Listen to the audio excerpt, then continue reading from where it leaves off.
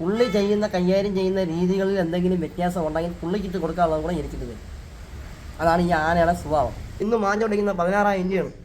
എന്നെ കൂടെ കയറിയവർ 26, 27 വാങ്ങിക്കുമ്പോൾ ഞാൻ 16,000 രൂപ മാഞ്ചോണ്ടിരിക്കുകയാണ്. അതുകൊണ്ട് എനിക്ക് കഷ്ടപ്പാട്. എല്ലാവരെയും കയറി ആരും ഇതുവരെ ഒന്നും എനിക്ക് ചെയ്തു തന്നിട്ടില്ല. ഇനി ആകെ ഉള്ള പ്രതീക്ഷ മന്ത്രി മാത്രമാണ്. പുള്ളിയുടെ അടുത്തും കൂടെ പോകണം. 10,000 പേര് ഇവിടെ ആൾക്കാർ തല്ലാൻ വന്നു കഴിഞ്ഞാൽ എന്ത് ചെയ്യാൻ പറ്റും? ഒരുത്തരം കൊണ്ടേ അങ്ങ് പോകും. ഇല്ല എന്തുവാ ആന ഒരുവിധം ശരിയായി വരുമ്പോൾ നമ്മൾ ചാവുന്ന രംഗമോ അത് ബുദ്ധിമുട്ടാണ്. അപ്പോൾ അതിൻ്റെ കാര്യങ്ങൾ സുരക്ഷിതമാക്കുക എന്നുള്ളത് ആനക്കാരൻ്റെയും ആനപ്രേമികളെയും ആനയെ സംബന്ധിച്ച് ആനയെ സ്നേഹിക്കുന്നവർക്ക് അവരുടെ ഉത്തരവാദിത്തങ്ങളാണ്. ആനയെ സംബന്ധിച്ചിട്ട് ആനപ്രേമികൾക്ക് പറഞ്ഞിട്ടുള്ള ഇതാണ്. ആനപ്രേമികളുടെ കാര്യം എന്താണ്? ആനയ്ക്ക് എന്തെങ്കിലും ഒരു ബുദ്ധിമുട്ട് വന്നാൽ അത് പുറത്തറിയിക്കും. ഇപ്പം ഞാൻ നിങ്ങളുടെ അടുത്ത് പറഞ്ഞിട്ടല്ലല്ലോ നിങ്ങളത് ചെയ്തത്. അല്ല, അപ്പം നിങ്ങൾ അവിടെ വന്ന് നിങ്ങൾ രാവിലെ തൊട്ട് അവിടെ വന്ന കണ്ട കാര്യങ്ങൾ നിങ്ങളത് വീഡിയോ ചെയ്തതാണ്. ആനയുടെ അവസ്ഥകൾ നിങ്ങൾ കണ്ടതാണ്. നമ്മുടെ സാഹചര്യങ്ങളും നമ്മുടെ ബുദ്ധിമുട്ടുകളും നിങ്ങൾ കണ്ടതാണ്. നമ്മൾ തീറ്റ വെട്ടാൻ പോയപ്പോൾ നിങ്ങൾ നമ്മളെ കൂടെ വന്നതുവരെയാണ്. അവിടുത്തെ ബുദ്ധിമുട്ടും കാര്യങ്ങളും എല്ലാവരും കണ്ടതാണ്.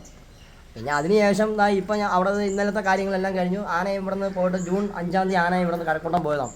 ജൂൺ 5-ാം തീയതി ഇവിടുന്ന് കഴക്കൂട്ടം പോയപ്പോൾ എൻ്റെ അടുത്ത് അവർ പറഞ്ഞത് ആനയുടെ പാദരോഗങ്ങൾ കഴിഞ്ഞ് കഴിഞ്ഞാൽ ആന അവിടെ നിന്ന് ഇവിടെ തിരിച്ചു വരുമ്പോൾ ആനയുടെ തറ റെഡിയാക്കിയിരിക്കുമെന്നാണ് പറഞ്ഞിട്ടുള്ളത്. ആന വന്ന പോലെ അപ്പോൾ ഒരു ആന അഴിക്കാൻ പുള്ളിക്ക് ആന അഴിക്കാൻ താല്പര്യമാണ് എന്നുണ്ടെങ്കിൽ എനിക്ക് പ്രശ്നമില്ല. പുള്ളി പറയുന്നിടത്ത് ആനയെ കെട്ടിക്കൊടുക്കാൻ ഞാൻ തയ്യാറാണ്. പക്ഷെ അത് ഉള്ളൂരായിരിക്കണമെന്ന് മാത്രം. പുള്ളി പറയുന്നിടത്ത് ഞാൻ ആനയെ കെട്ടിക്കൊടുക്കാം. പുള്ളിക്ക് അഴിക്കാൻ കണമെങ്കിൽ പറയുന്ന രീതിയിൽ ഞാൻ ആനയെ കെട്ടിക്കൊടുക്കും. ഇവിടുത്തെ തറയായിരിക്കണം, ഉള്ളൂരായിരിക്കണം. അല്ലാതെ കഴക്കൂട്ടത്തോ മറ്റൊരു സ്ഥലത്തോ കൊണ്ടുപോയി ആനയെ ചട്ടമാക്കാനോ ആനയെ അഴിക്കാനോ ഞാൻ അനുവദിക്കുന്നതല്ല. കാരണം അത് ആനയുടെ ആരോഗ്യത്തെ ബാധിക്കും. ഞാൻ കെട്ടിയിട്ട് പോയി കഴിയുമ്പോഴത്തേക്ക് നാളെ ആനയ്ക്ക് എന്തെങ്കിലും സംഭവിച്ചു പോയിട്ട് പിന്നെ ഞാൻ വീട്ടിൽ പോയി ഇരുന്നതിന് ശേഷം പറയില്ല അവ അങ്ങനെ ചെയ്ത് വെച്ചിട്ട് പോയിട്ടാണ് ഇങ്ങനെ സംഭവിച്ചതെന്ന് പറയില്ല. അപ്പോൾ അതിന് വേണ്ടി ആനയെ കെട്ടി ഉറപ്പിക്കുന്നതിനെന്ന് ദേവസ്വം കമ്മീഷണറായ ജാസിനെയും സബ് ഓഫീസറായും വിളിച്ച് അറിയിച്ച് ആനയെ വേണ്ടപ്പെട്ട ആൾക്കാരെ നിർത്തിക്കൊണ്ട് മാത്രമേ ആനയെ കെട്ടി ഉറപ്പിക്കുള്ളൂ. ആനയെ കെട്ടി ഉറപ്പിച്ച് ആനയെ പരിശോധിച്ച് രേഖാപൂലം ആനയ്ക്ക് ഒരു കുഴപ്പമില്ല എന്ന് കണ്ടതിന് ശേഷം മാത്രമേ ആനയെ കെട്ടി കൊടുക്കൂ. അത്ര ചെയ്തിട്ടേ ഞാൻ ഇവിടുന്ന് പോകും. ഇപ്പം ഈ കാര്യങ്ങളാണ് അത്യാവശ്യമായിട്ട് ചെയ്യേണ്ടത്. ഈ കാര്യങ്ങൾ അത്യാവശ്യമായി ചെയ്യേണ്ട കാര്യങ്ങൾ ഇവിടെ ചെയ്തേ പറ്റുള്ളൂ. കാരണം അതിന് ഇതുവരെ ഒരു അറുതി ഉണ്ടായിട്ടില്ല. അതിനൊരു അറുതി ഉണ്ടാവണം. അതിന് അറുതി ഉണ്ടായ ഒരുതിന് മിണ്ടാപ്രാണിയാണ്. അതിനെ കൊല്ലാക്കൊല ചെയ്യുന്നതും ശരിയല്ല. കഴക്കൂട്ടം ആ ബിൽഡിങ്ങിനകത്താണ് ആന നിൽക്കുന്നത്. അവിടെ ഫയർഫോഴ്സിന്റെ കമ്പിയും കാര്യങ്ങളും പോയി അതിനകത്ത് പോയിരിക്കുന്നുണ്ട് തീ പിടിക്കാതിരിക്കാം. ഇന്നലെ ട്യൂബ് ആന വലിച്ചു പറിച്ചു. അപ്പോൾ നാളെ ആന കമ്പി വലിച്ചു പറിക്കത്തില്ല എന്ത് ഉറപ്പുണ്ട്? ആനയല്ലേ ഇത്? ആനയാണ്. ഇപ്പം ഞാൻ എന്നെ കൊണ്ട് ആന കാണാതിരിക്കുമ്പോൾ ആന വെള്ളം ഉണ്ടാക്കും. ഒന്നാമത്തെ കാലം ആന ഉറങ്ങാണ്ട് നിൽക്കുന്ന ആന. അപ്പോൾ വിഷയങ്ങളുണ്ടാകും. നിൽക്കുന്ന 2 പാപ്പാന്മാർക്കും ആന ചട്ടമല്ല. അപ്പം ചട്ടമില്ലാത്ത ഒരാളെ എങ്ങനെ ഏൽപ്പിച്ചിട്ട് ഞാൻ ഈ ആനയെ പോകും? അതും ആ ബിൽഡിങ്ങിനകത്ത്. അവിടെ രാത്രി വൈകുന്നേരം അമ്പലം തുറന്ന ഉള്ള കാര്യം വരെ ഓക്കെ നമുക്ക് പറയാം. രാവിലെ അമ്പലം തുറന്ന ആൾക്കാരും പേരും ഉണ്ട്. പക്ഷേ അമ്പലം അടച്ചിട്ട് പോയ ആന ഈ കമ്പിയും എല്ലാം കയറി പിടിച്ച് കമ്പി വല്ല ഇളവി ആനയുടെ പുറത്തോടെ വീണാൽ അതും പ്രശ്നങ്ങളാവില്ല. നമ്മളില്ലാത്തതുകൊണ്ടാണ് ആന അത് ചെയ്തതെന്ന് പറയും. അപ്പോൾ അതിനോട് താല്പര്യമില്ല എന്നുള്ളതാണ്. ഒരു അപകടം ഉണ്ടാവാൻ സാധ്യത ഞാനുള്ള അവസരം ഞാൻ ഉണ്ടാക്കിയാൽ കുറേ ആൾക്കാർക്ക് എന്നെ മാറ്റി വേറെ കുറേ പേരെ കൊണ്ടുവരണം. കുറേ ആൾക്കാർക്ക് ഞാൻ തന്നെ മതി. ഇതൊക്കെയാണ് ഇവിടുത്തെ വിഷയങ്ങൾ. ഒരു ആനയെ ഞാൻ 5 വർഷം കൊണ്ട് ഈ 5 വർഷങ്ങളിൽ ഞാൻ അനുഭവിച്ച കഷ്ടപ്പാടുകൾ, ഈ ആനയ്ക്ക് വന്ന് അനുഭവിച്ച കഷ്ടപ്പാടുകൾ ആരും പറഞ്ഞാൽ വിശ്വസിക്കില്ല. രാത്രിക്ക് 12 മണിക്ക് 1 മണിക്ക് ഞാൻ കയറി ഓല വിട്ടിട്ടുണ്ട്. ഈ ആനയ്ക്ക് ഉള്ളൊരു പരിപാടി ഇല്ലാണ്ട് പരിപാടിക്ക് പോണ ഒരു ആനയാണെങ്കിൽ എനിക്ക് പറയാം. പൈസ ഇല്ല, കൂടെ നിൽക്കാൻ ആളില്ല. കാരണം കൊടുക്കാൻ പൈസ വേണ്ടേ? പൈസ കൊടുക്കാതെ ഈ തീറ്റക്കൂലി കിട്ടുമെന്ന് വെച്ചാൽ ആശാന ഇവിടെ തീറ്റ കുറവാണ്. ലോങ് പോയാണ് തീറ്റ കൊണ്ടുവരുന്നത്. ഒരു മാസം ഒരു വണ്ടി ഓടുമ്പോഴത്തേക്ക് എങ്ങനെ പോയാലും 16,000 രൂപ 15,000 രൂപ തീറ്റക്കൂലിയാണ്. ആകെപ്പാടെ കിട്ടുന്നത് 24,000 രൂപയാണ്. ഈ 24,000 രൂപയ്ക്ക് കൂടെ നിൽക്കുന്നതിന് ഞാൻ എന്തോ കൊടുക്കും? ഈ ചില ദിവസങ്ങളിൽ 18,000 ആയിട്ടുണ്ട്, 20,000 രൂപ വരെ തീറ്റക്കൂലി ആയിട്ടുണ്ട്. അപ്പോൾ ഈ കൂടെ നിൽക്കുന്നവന് ഞാൻ എന്ത് കൊടുക്കും? അപ്പം എനിക്ക് ഒരുപാട് വിഷമങ്ങളും സങ്കടങ്ങളും എനിക്കുണ്ട്. എനിക്ക് ഒരുപാട് പ്രശ്നങ്ങളുണ്ട്. അപ്പം ഞാൻ ആ കാര്യങ്ങൾ ഞാൻ ദേവസ്വം ബോർഡിലുള്ള പല ഉദ്യോഗസ്ഥന്മാരെ ഞാനത് അറിയിച്ചിട്ട് പോലും അതിന് ഒരു നടപടി ആരും ഉണ്ടാക്കിയിട്ടില്ല. 2016 ഞാൻ കയറിയതാണ്. 2016 അവസാനം ഞാൻ കയറിയതാണ്. ഇന്ന് വരെ എൻ്റെ സർവീസ് ബുക്ക് ഒരു നേരെ ആക്കി തന്നിട്ടില്ല. ഞാൻ അതിന് വേണ്ടി കയറി ഇറങ്ങണം. അങ്ങനെയൊക്കെ ബുക്കിന് വേണ്ടി കയറി ഇറങ്ങി ചെല്ലുമ്പോൾ നാളെ ശരിയാക്കി തരാം, മറ്റന്നാൾ ശരിയാക്കി തരാം. ഇതുവരെ ഞാൻ ചെയ്തിട്ട് ഞാൻ ഇന്ന് മാഞ്ചോണ്ടിരിക്കുന്ന 16,000 രൂപയാണ്. എന്നെ കൂടെ കയറിയവർ 26, 27 വാങ്ങിക്കുമ്പോൾ ഞാൻ 16,000 രൂപ മാഞ്ചോണ്ടിരിക്കുകയാണ്. അതുകൊണ്ട് എനിക്ക് കഷ്ടപ്പാട്, ദുരിതം. കണ്ടവൻ്റെ വായിരിക്കണം, മൊത്തം കേൾക്കണം, ഇവിടെ ഉള്ള ആൾക്കാരെ അടികൊള്ളണം. ഇതൊക്കെ എന്തിനാണ്? അതിൻ്റെ ബുദ്ധിമുട്ടാണെന്ന് ഇത്. അത് ബുദ്ധിമുട്ട് തന്നെയാണ്. ഇനി ഇവിടെ നിന്ന് കഴിഞ്ഞാൽ ഇത് വേറെ പ്രശ്നങ്ങളായി മാറും. അവർ നമ്മുടെ ആനയുടെ കാര്യങ്ങളോ നമ്മുടെ കാര്യങ്ങളോ നമ്മൾ ആവശ്യപ്പെടുമ്പോൾ നമ്മുടെ അടുത്ത് പറയുന്നത് ജോലി ഞങ്ങൾ തെറിപ്പിച്ച് കളയും. ഇതൊക്കെയാണ് അവർ പറയണത്. അപ്പം അങ്ങനെ പറയുന്നിടത്ത് നമ്മൾ എന്ത് സംസാരിക്കും? പല ആൾക്കാർക്കും ഈ ആനയെ ചട്ടമാക്കാൻ വേണ്ടി നോക്കിയിട്ട് ആർക്കും ഈ ആന ചട്ടമായിട്ടില്ല. അത് എന്തുകൊണ്ടാണെന്ന് ചോദിച്ചാൽ എനിക്കറിഞ്ഞൂടാ. അത് അവരെ കഴിവില്ലായ്മ കൊണ്ടായിരിക്കാം. വന്നിട്ടുള്ള ആനക്കാരെല്ലാം വന്നിട്ട് അവർക്ക് അടിക്കണം, കൊല്ലണം, 5 ദിവസം കയറി ആന അടിച്ചിട്ട് ആനയ്ക്ക് തീറ്റ കൊടുക്കത്തില്ല. നേരത്തെ ചട്ടമായിട്ടുള്ള ആൾക്കാർ വർഷങ്ങളോളം നിന്ന ആൾക്കാരെ കൊണ്ടുവരുന്നൊക്കെ എങ്ങനെ പറയാം? കൊണ്ടുവന്ന് ആനക്കാരെ കൊണ്ടുവന്ന് അവർ നിൽക്കണം, അങ്ങനെ കയറണമെങ്കിൽ അവർ കയറട്ടെ. പക്ഷെ അങ്ങനെ അവരെ ഒരു വലിയ പോലും നല്ലാണ്ട് ആന അയച്ചുകൊണ്ട് പോകാൻ പറ്റുമോ?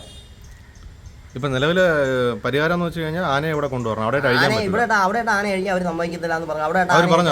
അവരത് പറഞ്ഞായിരുന്നു. അവിടെ ആന കഴിച്ചാൽ പ്രശ്നമാക്കുമെന്ന് പറഞ്ഞു. അത് പ്രശ്നമാകുമെന്ന് പറഞ്ഞു. അപ്പോൾ ആ പ്രശ്നത്തിലോട്ട് ഇടപെടാൻ എനിക്ക് താല്പര്യമില്ല. ഞാൻ കൊണ്ടുവന്നെടുത്ത് ഉള്ളൂരിൽ നിന്ന് ഞാൻ ആനയെ അവിടെ ചികിത്സയുടെ ഭാഗമായി കൊണ്ടുപോകണം. ആനയുടെ ചികിത്സ കഴിഞ്ഞ് ആന ഉള്ളൂർ വന്ന് ആനയുടെ തറയെ കൊണ്ടുവന്ന് ആനയെ കെട്ടിക്കൊടുത്താൽ എൻ്റെ ഉത്തരവാദിത്തം കഴിഞ്ഞു. രണ്ടാനക്കാരനെന്നുള്ള എൻ്റെ ഉത്തരവാദിത്തം കഴിഞ്ഞു. മെയിനായിട്ട് ഇവിടുത്തെ തറ വൃത്തിയാക്കി തരും. ഈ തറ ഇതുവരെ ഒന്നും ചെയ്തിട്ടില്ല. ഇത്രയും ദിവസത്തോളം ആന 2-4 മാസത്തോളം ആന ഉറങ്ങാണ്ട് നിൽക്കുന്ന ആനയാണ്. അപ്പം അതിനോട് ഒരു മനസാക്ഷി കാണിച്ചൂടെ? നമ്മുടെ ഈ മൃഗത്തിൻ്റെ കൂടെ നടക്കുന്നവരല്ലേ? കൊതുവിൻ്റെ കടിയും കൊണ്ട് മഞ്ഞും മഴയും വെയിലും ഇല്ലാണ്ട് നമ്മൾ നടക്കുന്നവരാണ്. അപ്പം നമ്മൾ മനുഷ്യരല്ലേ എന്നാണ് അവർ പറയണത്. അപ്പോൾ ഇവരെന്താണ് ഈ കാണിക്കുന്നതെന്ന് എനിക്ക് മനസ്സിലാവുന്നില്ല. എല്ലാവരും അല്ല പറയണത്, ചില ആൾക്കാർ മാത്രം, ചില വ്യക്തിപരമായിട്ടുള്ള വൈരാഗ്യങ്ങൾക്ക് വേണ്ടി മാത്രം നമ്മുടെ ഇതിനകത്ത് ഇരയാക്കുന്നതാണ്. വ്യക്തിപരമായിട്ടുള്ള വൈരാഗ്യങ്ങൾ മാത്രം. അവരെ ചില കാര്യങ്ങളിൽ എൻ്റെ അടുത്ത് സർവീസ് ബുക്കിന് വേണ്ടി എൻ്റെ അടുത്ത് പൈസ വരെ ചോദിച്ച ആൾക്കാരുണ്ട്. ഇത്ര രൂപ തന്നു കഴിഞ്ഞാൽ ഇത് തരാമെന്ന് പറഞ്ഞുകൊണ്ട്. അപ്പോൾ അത് ബുദ്ധിമുട്ടാണ്, ഭയങ്കര ബുദ്ധിമുട്ടാണ്. കാരണം ഇങ്ങനെ നിന്ന് ഇവിടെ മുമ്പോട്ട് പോകാൻ എനിക്കത് ഭയങ്കര ബുദ്ധിമുട്ടായ ഒരു കേസാണ്. കാരണം നടക്കാൻ എനിക്ക് എങ്ങനെയും ആനയെ ഇവിടെ ഉള്ളൂർ കൊണ്ടുവന്നു ആനയെ കെട്ടി ആനയുടെ കാര്യങ്ങൾ നടത്തി എനിക്ക് ഇവിടെ നിന്ന് സന്തോഷത്തോടെ പോകണമെന്നാണ് എൻ്റെ ആഗ്രഹം.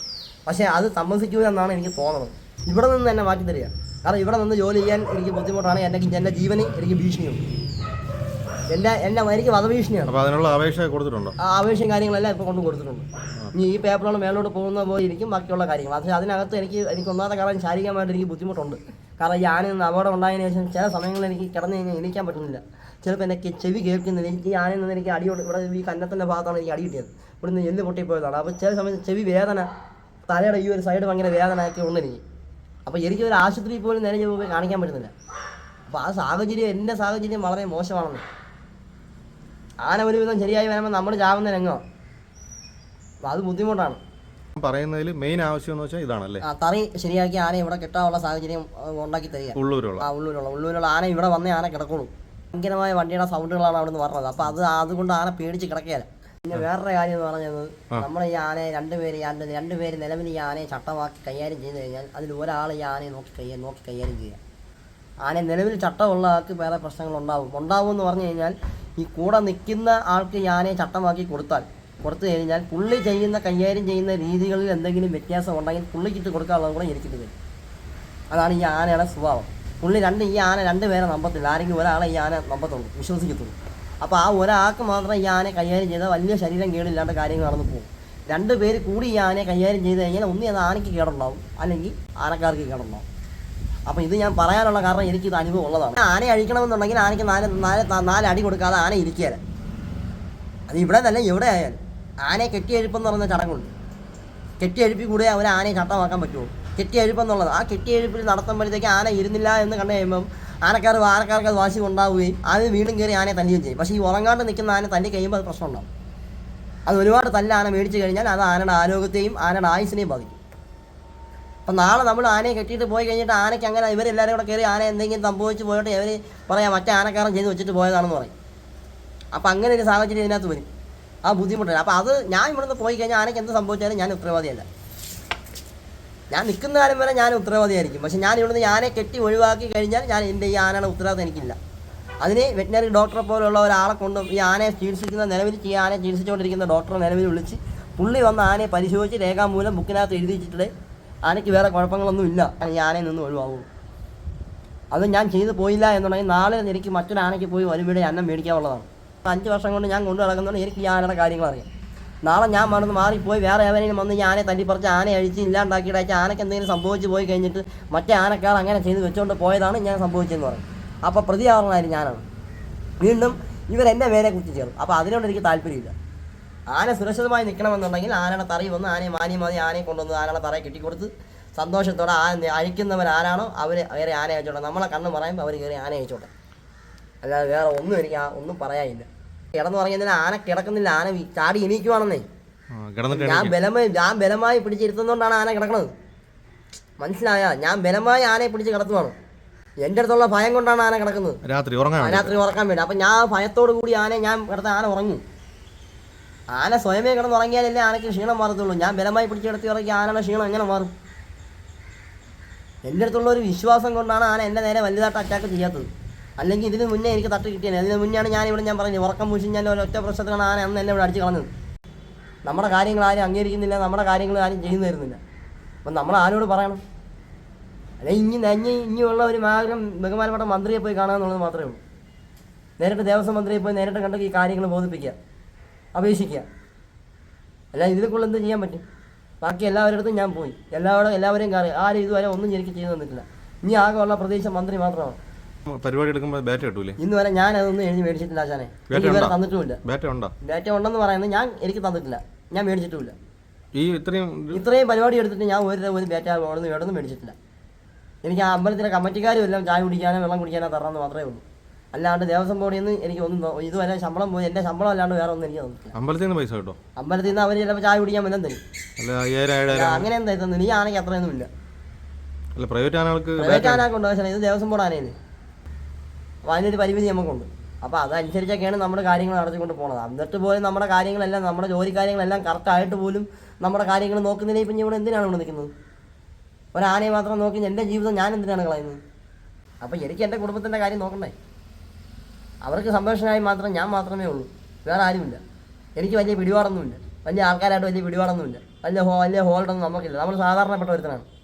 കാരണം ഇനി നമ്മുടെ ആനയെ നോക്കി നമ്മൾ ജീവിക്കാൻ നിന്ന് കഴിഞ്ഞാൽ നമ്മളെ കാര്യത്തിൽ തീരുമാനമാവും, ഒന്ന് എൻ്റെ കാര്യത്തിൽ തീരുമാനമാവും. അപ്പം നമുക്കത് ബുദ്ധിമുട്ടാണ്. അവരാരെങ്കിലും വന്ന് അവരാന അഴിക്കുകയോ എന്തെങ്കിലും ചെയ്തോട്ടെ, നമ്മളെ ഒഴിവാക്കി തന്നാൽ മതി.